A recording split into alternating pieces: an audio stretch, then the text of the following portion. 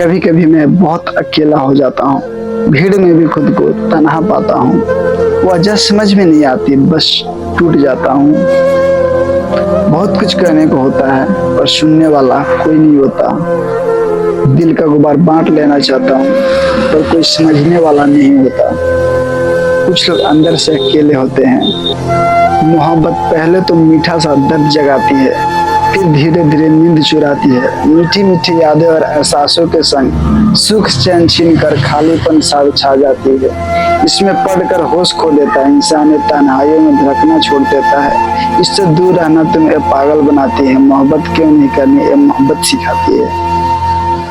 देवियों, जब तुम्हारा पति शाम को घर लौटे और भोजन करने बैठे तो उसे केवल भोजन कराना, दिन भर की किच किच कर चक्कर मत खिलाना।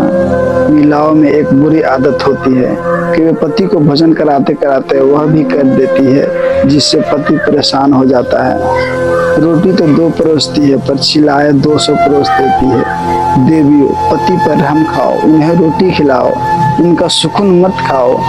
जब तक बेटा ना चाहे उसे कोई भी माता पिता से दूर नहीं कर सकता। इसीलिए पत्नियों को दोष देना बंद करो। अगर बेटा माता पिता की सेवा करने की जिद करने लगे तो पत्नी चाह के भी कुछ नहीं कर सकती।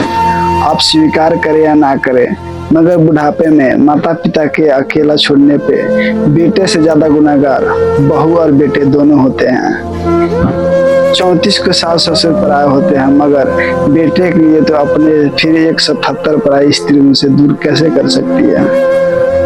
शादी के बाद जब पैसों की तंगी शुरू होती है तो कुछ माँ बाप अपना पल्ला साफ झाड़ लेते हैं अपने बेटे बहू से।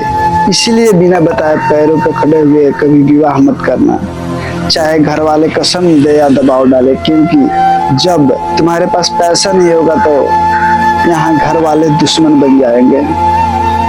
जिस स्त्री को तुम प्रेम करते थे और कहते थे कि जरूरत पड़ने पे प्राण दे दूंगा, अगर उसी स्त्री पर तुम्हें शक हो जाए कि यह किसी और के प्रेम में पड़ गई है तो तुम उसके प्राण लो लोगे। जिस मित्र के लिए तुम अपना सब कुछ न्यौछावर कर दिए, अगर ये पता चल जाए कि वह तुम्हारे मित्र के साथ धोखा कर रहा है, तुम उसके प्राण ले लोगे।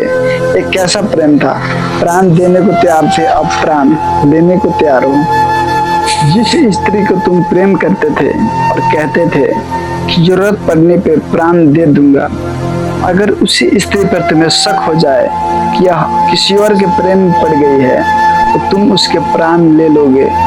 जिस मित्र के लिए तुम अपना सब कुछ न्यौछावर कर दिए, अगर ये पता चल जाए कि वह मित्र तुम्हारे साथ धोखा कर रहा है तो तुम उसके प्राण ले लोगे। एक कैसा प्रेम था, प्राण देने को तैयार थे, अब प्राण लेने को तैयार हो गए हो। क्षण भर भी देर नहीं लगी, जिसके लिए मरना चाहते थे आज उसको मारने के लिए तैयार हो। एक कैसा प्रेम है।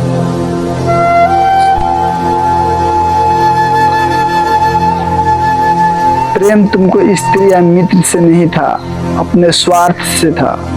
प्रेम स्वार्थ से था। गहराई से सोचोगे तो आपको पता चलेगा कि यह कोई किसी से प्यार नहीं करता, कोई किसी के लिए नहीं मरता। सब अपने स्वार्थ से प्यार करते हैं और सब अपने स्वार्थ के लिए मरते हैं। सच्चा प्यार यहाँ कौन करता है? आप किसी के साथ प्रेम में है और उसने आपसे जीवन भर साथ रहने का वादा किया, आप उस पर अपना सब कुछ लुटा दिए, आपके पास कुछ बचा ही नहीं, फिर भी अचानक कई महीने या कई वर्षों के बाद एक दिन वह आपसे कहे कि आप मुझे तुम्हारे साथ रहना नहीं है, घर वाले नहीं मानेंगे, इंटरकास्ट है इत्यादि कई बहाने करेंगे, मतलब खत्म, प्यार खत्म। फिर जब आप कहेंगे कि आपने तो कभी भी साथ छोड़ने का वादा किया था। सच्चा प्रेम यहाँ कौन करता है?